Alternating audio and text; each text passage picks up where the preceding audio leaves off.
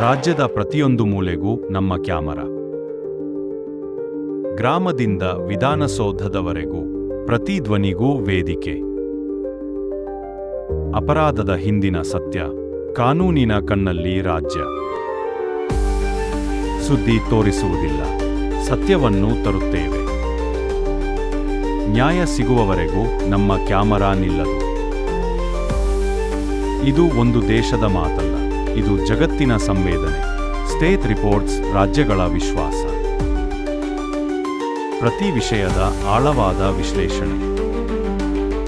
ನಾವು ವೇಗಕ್ಕಾಗಿ ಓಡುವುದಿಲ್ಲ, ನಾವು ಅರ್ಥಕ್ಕಾಗಿ ನಿಲ್ಲುತ್ತೇವೆ.